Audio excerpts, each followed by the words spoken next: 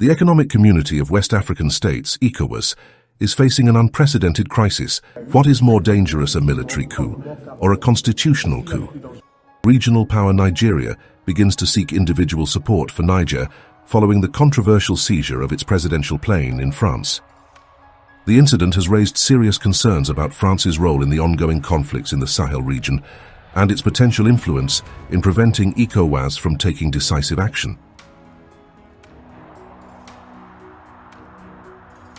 The recent court-ordered seizure of Nigeria's presidential plane, classified as sovereign property, has been seen by the Nigerian government as a direct attack on its sovereignty, leading to a potential realignment of regional alliances and strategies.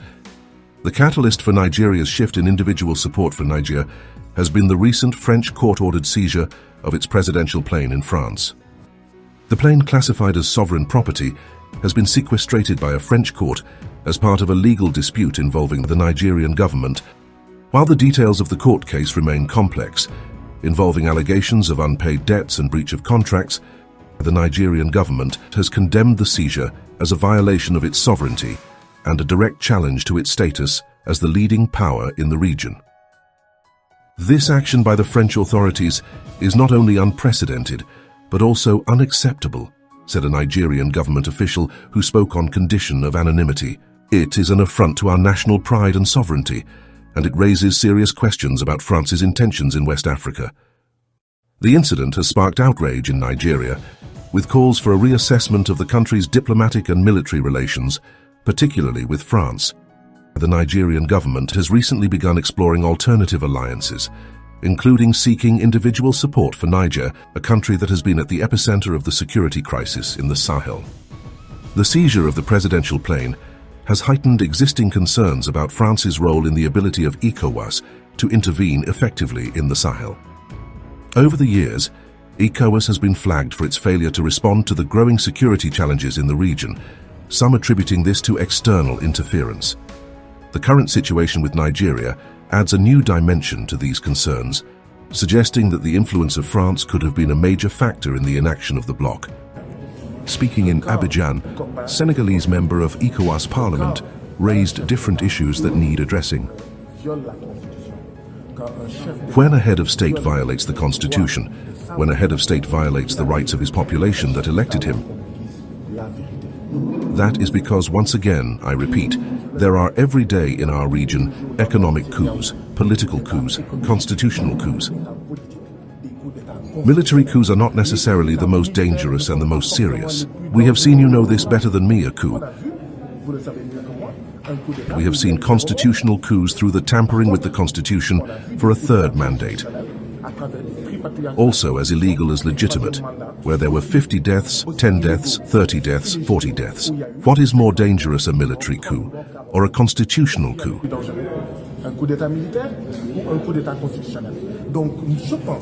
So I think that ECOWAS must put in the same category military coups and constitutional coups used by certain presidents to linger in power. If we want to serve our people, if we want to reconcile the people with ECOWAS, the people of Africa, we will have to say the truth. We will have to refuse certain things. We will have to not hesitate to criticize, even if it is done with courtesy. I agree, let's be courteous, okay, let's be polite. But we must call a spade, we must call an egg an egg. When a head of state wants to linger in power by methods as illegal as illegitimate, we must say no. We know where it's going. Where it's going is that sooner or later, if it's done in Senegal, there will be fire in Senegal. If it's done in Benin, there will be fire in Benin. If it's done in Nigeria, there will be fire in Nigeria. You saw 10 days of fire in Nigeria. So yes, we must tell the truth. We must refuse that it's the whites, the Europeans, who give us lessons because they have no lesson to give us. We must refuse that it is Europeans who say, "You are Senegalese, this is what you do," while all the other Africans, all our other neighbors, they say nothing about Senegal, so that tomorrow Senegal says nothing about their country. We must tell each other the truth under the maple tree, but we tell the truth because it is only in the truth that we will build another West Africa. I am used to this. Another West Africa is necessary, And our West Africa is possible. ECOWAS has long been considered the main mechanism for regional stability, but recent events have shown that external forces, particularly France, have been able to hamper its effectiveness. According to Dr. Abala, an expert in the geopolitics of West Africa, the seizure of the Nigerian plain is not only a legal issue, it is a geopolitical statement that could have profound implications for the region. Nigeria's decision to seek individual support for Niger marks a significant departure from the collective security approach traditionally advocated by ECOWAS. It signals a potential fragmentation of the bloc, with member states perhaps pursuing their own national interests rather than relying on regional cooperation. There are reforms. There are important reforms to be made. There are important reforms to be made because whether we tell the truth or not, next year ECOWAS will be 50 years old.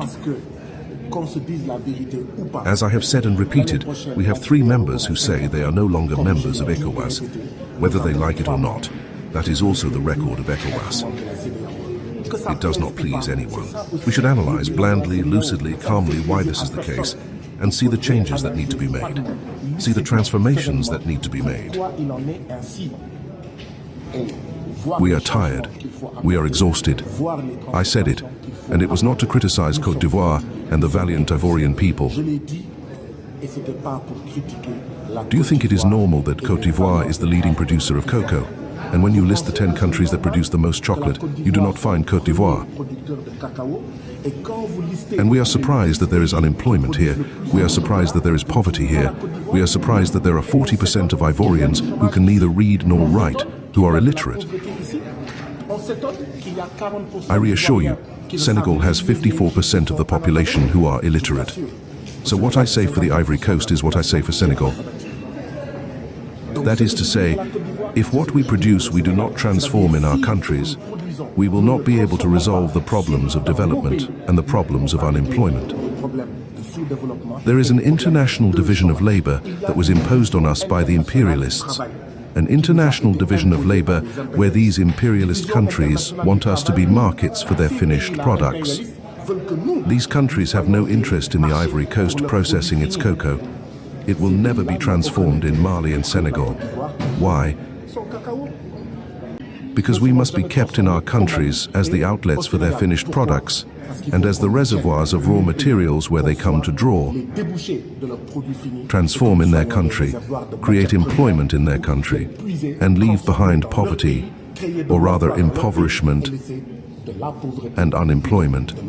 If we want to resolve this, we need another strategy. We need another approach. I thank you. While Nigeria is moving towards individual support for Niger, the future of ECOWAS is at stake. The organization, once a symbol of unity and regional strength, is today facing an existential crisis, with questions about its relevance and its ability to adapt to the changing dynamics of West African politics. For Nigeria, the path forward may involve forging new alliances and partnerships, both within and outside of Africa. The incident with France has highlighted the need for a reassessment of its foreign policy and defense strategies, particularly concerning the influence of former colonial powers in the region. Nigeria has always been a leader in West Africa, and this moment calls for a bold and decisive response, said Professor and Nigerian political analyst. The seizure of our presidential jet is a wake-up call that we cannot afford to ignore. It is time for Nigeria to chart a new course, one that prioritizes our sovereignty and the interests of our people.